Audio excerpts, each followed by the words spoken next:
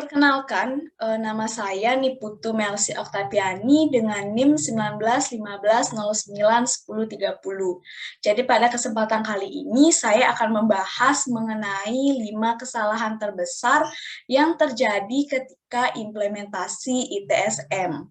Jadi sebelum saya membahas mengenai 5 kesalahan terbesar yang terjadi ketika implementasi ITSM, saya akan membahas terlebih dahulu mengenai apa sih itu ITSM. Jadi ITSM atau singkatan dari Information Technology Service Management atau dalam bahasa Indonesia manajemen layanan teknologi informasi adalah sebuah metode pengelolaan sistem teknologi informasi berupa petunjuk atau panduan proses-proses yang dijalankan untuk pengelolaan TI bagi sebuah institusi atau organisasi, sehingga tujuan dari penerapan teknologi informasinya dapat dicapai secara efisien dan efektif. Kemudian setelah kita mengetahui apa sih itu ITSM, kemudian saya akan lanjut membahas mengenai 5 kesalahan yang sering terjadi saat implementasi ITSM. Yang pertama itu adalah menjadi orang yang sok tahu. Jadi ketika implementasi ITSM, sebaiknya berhentilah menjadi orang yang sok tahu atau seolah-olah menjadi orang yang mengetahui semua hal dan memaksa suatu proses yang kita berikan untuk implementasi ITSM itu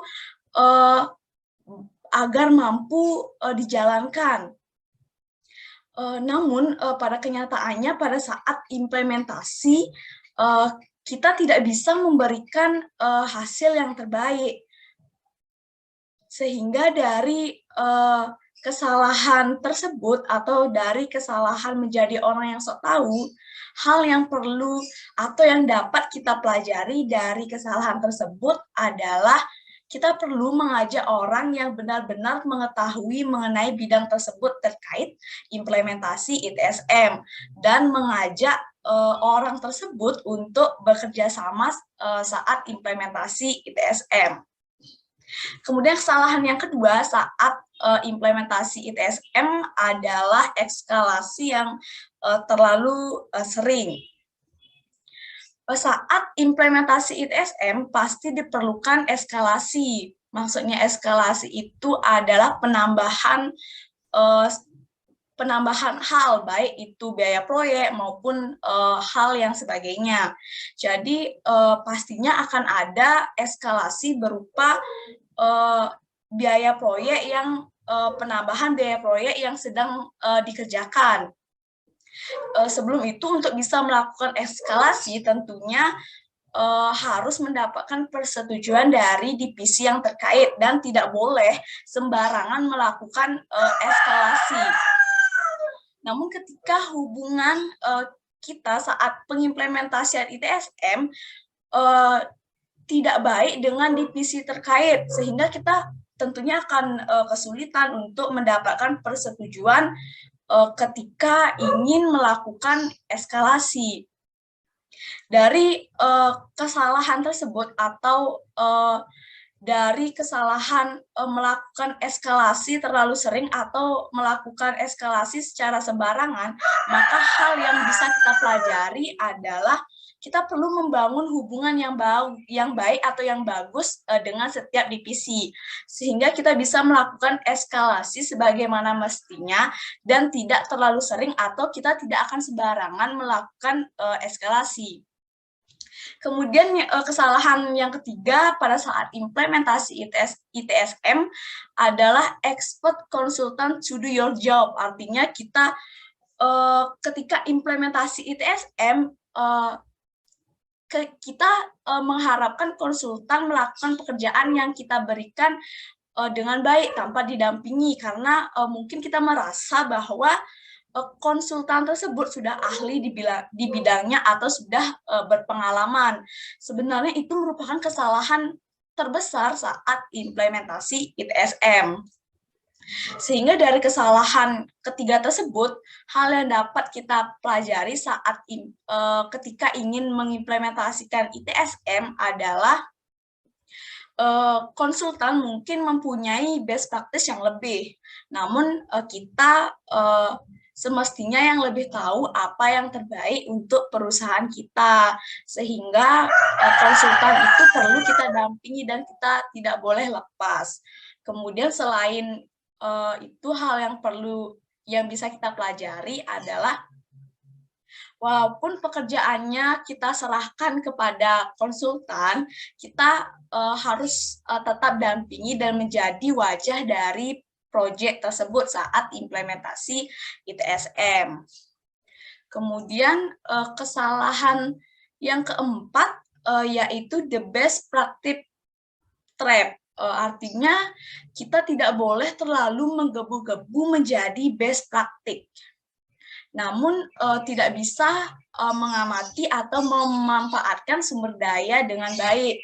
Dari kesalahan tersebut, hal yang dapat kita pelajari yaitu mungkin sesuatu hal tersebut bisa menjadi best practice bagi dirinya sendiri, namun tidak bisa menjadi best practice bagi orang lain, bahkan lingkungannya, karena mereka mungkin tidak sadar dan terlalu menggebu-gebu menjadi best practice.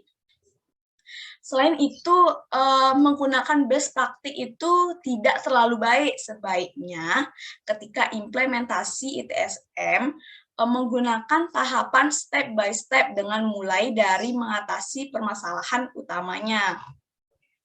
Kemudian kesalahan terakhir saat implementasi ITSM adalah biting more than I can chew, artinya menggigit melebihi dari kemampuan kita punya. Sebaiknya saat implementasi ITSM, ketika kita menyanggupi sesuatu hal di luar batas kemampuan yang kita miliki, maka akan menjadi kesalahan besar saat implementasi ITSM.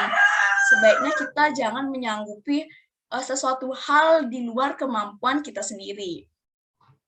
Sebagai contoh, ketika kita diminta untuk menyelesaikan proyek dalam jangka waktu 3 bulan, dan kita menyanggupinya, padahal kita belum tahu isi proyeknya, dan proyek yang diminta itu seperti apa. Sehingga kenyataannya pada saat implementasi proyek, ternyata proyek tersebut tidak bisa kita selesaikan dalam jangka waktu 3 bulan, melainkan kita bisa menyelesaikannya dalam jangka waktu 1 bulan. Itu sudah termasuk dalam menyanggupi sesuatu di luar kemampuan kita. Dengan adanya hal itu tentunya akan membuat implementasi ITSM menjadi terhambat dan tidak sesuai dengan yang diharapkan. Jadi dari kesalahan tersebut, hal yang dapat kita pelajari yaitu kita harus tahu bagaimana kapasitas diri kita sendiri. Selain itu, kita harus mengetahui skop dari proyek yang kita kerjakan.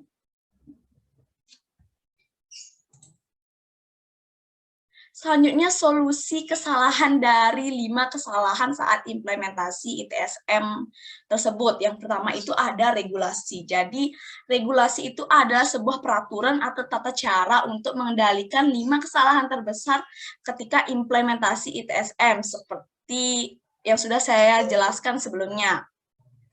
Dengan melakukan regulasi, maka dapat melindungi dan mengatasi 5 kesalahan terbesar ketika implementasi ITSM yang dapat memberikan kerugian informasi. Kemudian solusi yang kedua adalah insiden. Dengan adanya suatu insiden, maka kita bisa mengendalikan 5 kesalahan terbesar ketika implementasi ITSM. Kemudian selanjutnya, kita perlu mengenal cara ideal mengimplementasikan ITSM. Yang pertama itu kita harus bisa menyatukan sumber daya yang ada. Tujuannya agar bisa memahami satu sama lain dan bisa menemukan permasalahan utama dari proyek tersebut. Selain itu, agar bisa memiliki panduan yang sama satu sama lain. Artinya orang sumber daya satu tidak pastinya harus memiliki panduan atau petunjuk yang sama dengan sumber daya yang kedua, begitu juga dengan seterusnya. Selanjutnya, yang kedua adalah melakukan project charter. Dengan melakukan project charter, kita akan menemukan kelebihan satu sama lain dan menemukan speed satu sama lain dalam mengerjakan suatu proyek. Artinya kita sudah tahu bahwa orang A bisa melakukan pekerjaannya dalam jangka waktu 1 bulan, maupun orang B bisa melakukan pekerjaannya dalam jangka waktu 1 bulan, maupun seterusnya.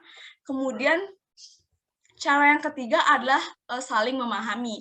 Dengan memiliki hubungan yang baik dan komunikasi yang baik satu sama lain, maka kita bisa memahami satu sama lain. Dengan memahami satu sama lain, maka implementasi ITSM akan berjalan dengan baik. Jadi, hubungan dan komunikasi yang baik itu harus bisa kita jaga ya. Kemudian, jika ada pertanyaan, bisa menghubungi saya melalui email, melsi.unisa@cid, maupun melalui IG, dan nomor telepon yang tertera pada layar. Sekian yang bisa saya sampaikan, semoga bermanfaat mengenai 5 kesalahan terbesar saat implementasi ITSM. Sampai jumpa di pembahasan lainnya. Terima kasih.